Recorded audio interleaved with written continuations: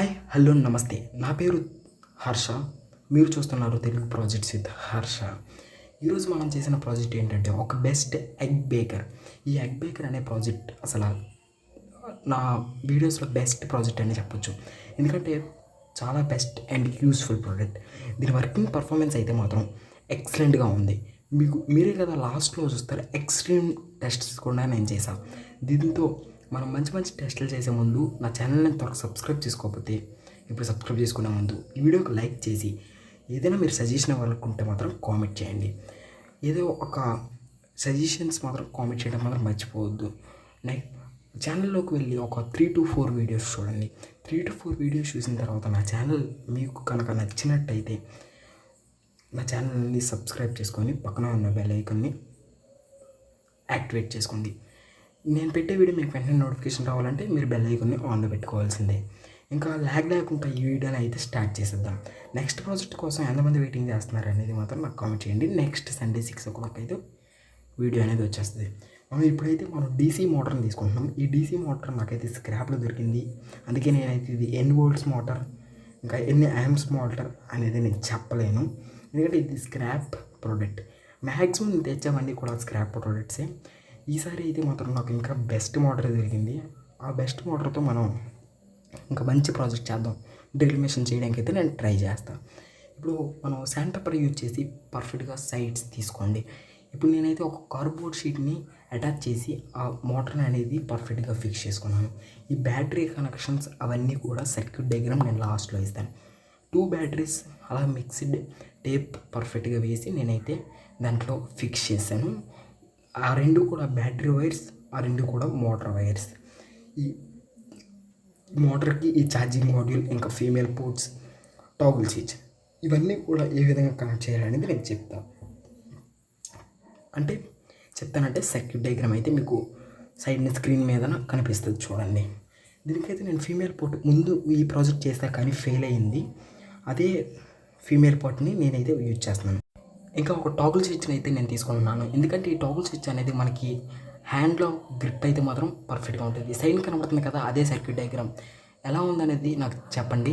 ఎందుకంటే కొద్దిగా కష్టపడ్డ డయాగ్రామ్ని గీయడానికి.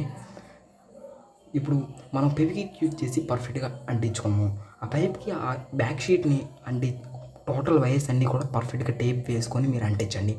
ఇప్పుడు మన దగ్గర ఉన్న పెయింట్ అయితే వేసుకుందాం.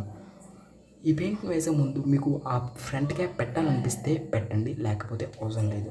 ఇప్పుడు నేను ఒక ఐరన్ స్టిక్ తీసుకొని ఆ ఐరన్ స్టిక్కి ఒక రౌండ్గా రోల్లా తయారు చేసుకున్నాను. మీరు వీడియోలో చూస్తున్నారు కదా, ఆ విధంగా మీరైతే తయారు చేసుకోవాల్సి ఉంటుంది. అది చాలా స్ట్రాంగ్గా తయారు చేసుకోండి, బెండ్స్ లేకుండా. ఇప్పుడు నేనైతే అది తయారు చేసుకున్నాను. బట్ మనకు కావాల్సింది ఏంటంటే ఒక నార్మల్ దానికి కనెక్ట్ అయ్యే కనెక్టర్. ఈ కనెక్టర్ని నేనైతే రెడీ చేశాను. ఏ విధంగా అంటే ఒక గేర్ ప్లస్ ప్రొపెల్లర్. మీరు ఏ విధంగా సెట్ చేస్తారనేది మీ ఇష్టం. ఎందుకంటే ప్రతి ఒక్కరి దగ్గర సేమ్ ఐటెం ఉండదు. నేనైతే గేర్ ప్లస్ ప్రొపెల్లర్ సైడ్ క్యాప్ని ఫిక్స్ చేసి పేకేసి గట్టిగా పర్ఫెక్ట్గా అంటించుకున్నాను. మీరు కూడా ఏదో ఒక మంచి ప్లాన్ వేసి ఆ రెండింటిని కనెక్ట్ చేయడానికి ట్రై చేయండి. ఇప్పుడు దాన్ని ఆ విధంగా ఫిక్స్ చేసి నేనైతే మ్యాటీ బ్లాక్ పెయింట్ అయితే వేసుకుంటున్నాను. ఇప్పుడు చూడండి ప్రాజెక్ట్ లుక్స్ అయితే మాత్రం అదిరిపోయాయి. నిజంగా ప్రాజెక్ట్ పర్ఫార్మెన్స్ వర్క్ మొత్తం కూడా మీకు చూపిస్తా.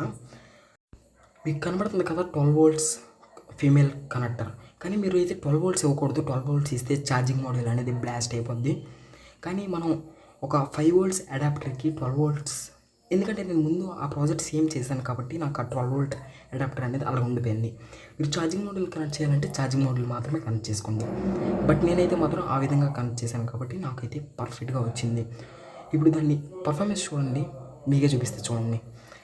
ఇప్పుడు నేనైతే ఫస్ట్ కర్డ్ అంటే మజ్జిగ చేద్దాం మనమైతే. ఒక్కసారి మీరే చూడండి, గమనించండి ఎంత ఫాస్ట్ అండ్ ఎంత ఫోర్స్లో తిరుగుతుంది అనేది. నాకైతే మాత్రం మైండ్ బ్లాక్ అయిపోయింది ఆ పర్ఫార్మెన్స్ని చూసి. ఇదైతే నేను పర్మనెంట్ ప్రాజెక్ట్గా చేస్తున్నాను. ఎందుకంటే పర్మనెంట్గా వర్క్ అయినంత వరకు అది నా దగ్గర ఉంటుంది. ఇప్పుడు సేమ్ పెద్ద బౌల్లో కూడా నేనైతే మిక్స్ చేసి చూసా, ఇంకా పర్ఫెక్ట్గా వర్క్ అవుతుంది. ఇది వెన్న తేయడానికి కూడా చాలా సింపుల్. ఇప్పుడు మెయిన్ మన ప్రాజెక్ట్ యొక్క పర్ఫార్మెన్స్ ఎగ్లోనే చూపించాలి. ఎందుకంటే దీని థంబ్నెయిల్ అండ్ టైటిల్స్లో ఎగ్ బేకర్ అని పెట్టాను కాబట్టి ఎగ్ పర్ఫార్మెన్స్ అయితే మాత్రం నేను చెప్పనవసరం లేదు, మీరే చూడండి ఎంత పర్ఫెక్ట్గా వస్తుందంటే. ఇంకా ఆ ఫోర్స్కి ఎగ్ అనేది 2 మినిట్స్ కాదు 1 మినిట్లో ఫాస్ట్గా మొత్తం కూడా మిక్స్ అయిపోతుంది. మన స్పూన్తో కలిపినా సరే స్పూన్ టైం వేస్ట్ ప్రాసెస్. ఇప్పుడు నేను ఈ చేసిన ప్రాజెక్ట్ అయితే నాకైతే చాలా యూజ్ఫుల్ ప్రాజెక్ట్, పర్మనెంట్ ప్రాజెక్ట్గా నేనైతే చేశాను. ఇప్పుడు దీన్ని వాష్ చేయడం ఎలా అంటే కొంత వాటర్ తీసుకోండి, ఇంకా లెమన్ వాటర్ కూడా మీరు సింపుల్గా మిక్స్ చేసుకోవచ్చు. ఇక నా ఇలా చేయిలు పెట్టి తిప్పనవసరం లేదు, ఆ మిక్సర్ డైరెక్ట్ యూజ్ చేసి తిప్పుకోవచ్చు. ఇప్పుడైతే నేను సోప్లో పెట్టి ఏ విధంగా దీన్ని వాష్ చేయాలనేది చెప్తాను. ఫస్ట్ వాటర్లో పెట్టుకునే ముందు మీరైతే మాత్రం సోప్ అయితే కొంత వేసుకోండి. ఇప్పుడు సోప్లో పెట్టిన తర్వాత నేనైతే మాత్రం చూడండి ఆ ఫోర్స్కి నొరగ కూడా వేగంగా వస్తుంది. ఇప్పుడు నార్మల్ వాటర్లో పెడితే పర్ఫెక్ట్గా క్లీన్ అనేది అయిపోద్ది. ఇంకా క్లీన్ అయితే మాత్రం పర్ఫెక్ట్గా అవుతుంది కాబట్టి ఇంకా ఆ వాటర్లో కూడా మనం గట్టిగా వాష్ చేసుకోవచ్చు.